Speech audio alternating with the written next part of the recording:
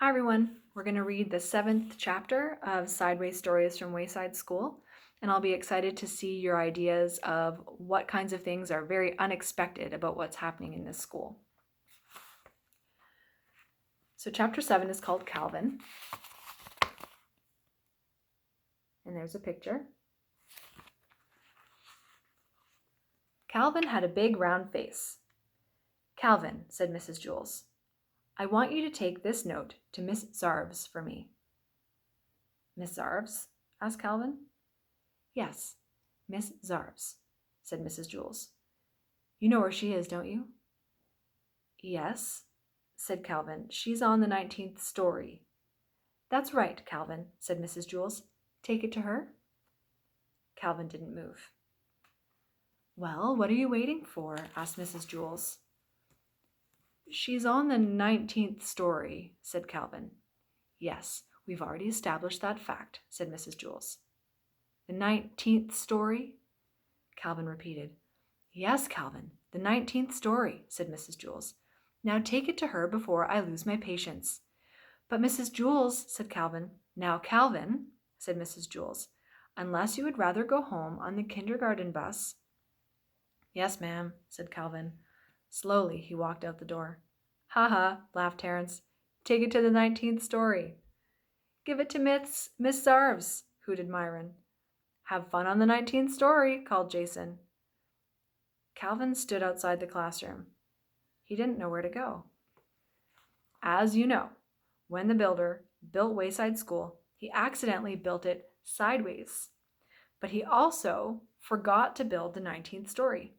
He built the 18th story, and he built the 20th story, but no 19th story. He said he was very sorry. There was also no Miss Zarves. Miss Zarves taught the class on the 19th story. Since there was no 19th story, there was no Miss Zarves. And besides that, if Calvin didn't have enough problems, there was no note. Miss Jules had never given Calvin the note.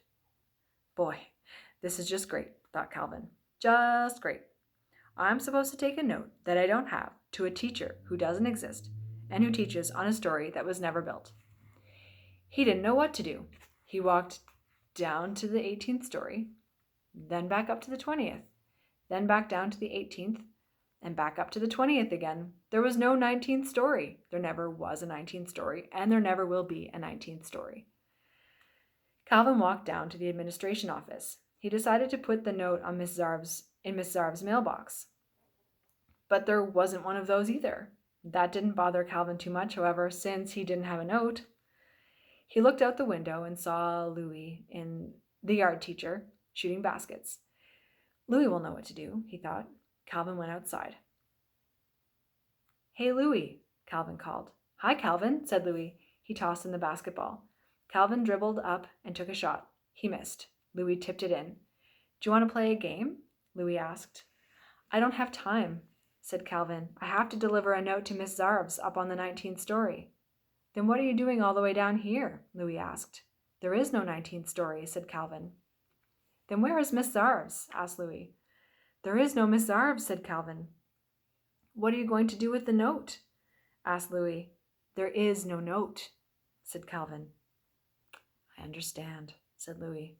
"That's good," said Calvin, "because I sure don't." "It's very simple," said Louis. "You are not supposed to take no notes to no teachers. You already haven't done it." Calvin still didn't understand. "I'll just have to tell Miss Jules that I couldn't deliver the note," he said. "That's good," said Louis. "The truth is always best. Besides, I don't think I understand what I said either." Calvin walked back up the 30 flights of stairs to Miss Jules' class. "Thank you very much, Calvin," said Miss Jules. Calvin said, "But Miss Jules interrupted him. "That was a very important note, and I'm glad I was able to count on you." "Yes, but you see," said Calvin. "You delivered the note to Miss Zarves on the 19th story?" asked Jason. "How did you do it?"